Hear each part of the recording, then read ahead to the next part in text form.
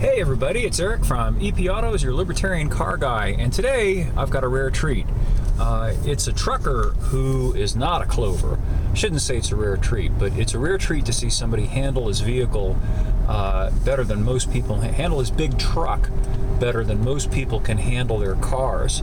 We're trucking along here at 46 miles an hour. You can see the curve is posted 25, and most of the Clovers will creep along at 25.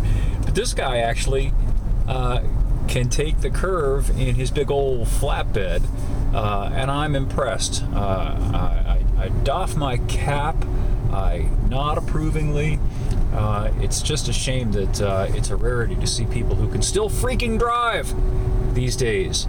The assault on car culture and on driving has just practically destroyed people's interest or inclination to actually drive anymore. So they all just kind of creep on down the road and they peck at their cell phones and they look at the apps.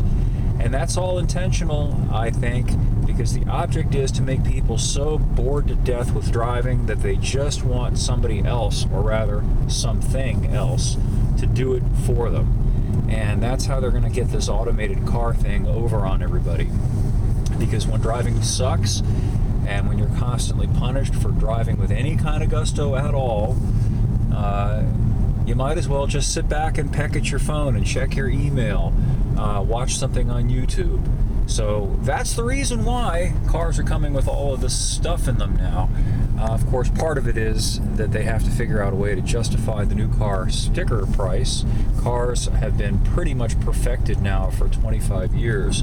There really isn't that much more that they can do with the basic mechanical parts of the car to make them significantly better than they were 25 years ago. And you'll probably have noticed that the changes or the improvements have been pretty incremental.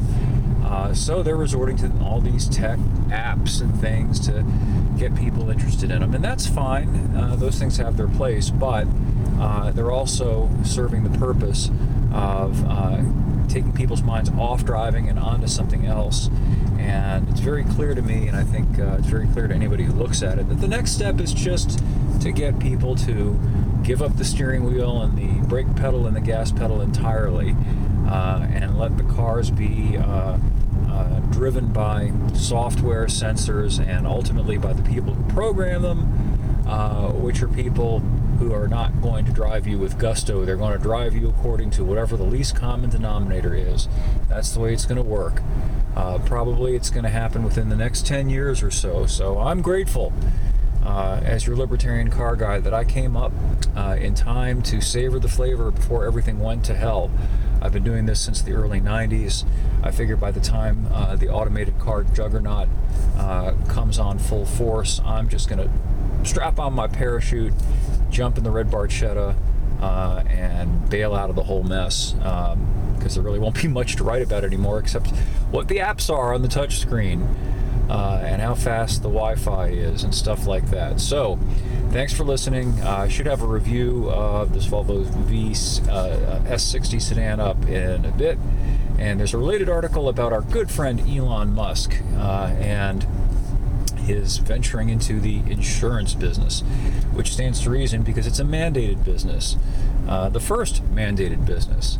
And Elon loves mandated businesses. Nothing better than forcing people to buy your stuff, or getting the government to subsidize your stuff. That's how Elon makes money. That's the new American way. Anyway, more up at epautos.com. Thanks for listening. We'll catch up with you again soon.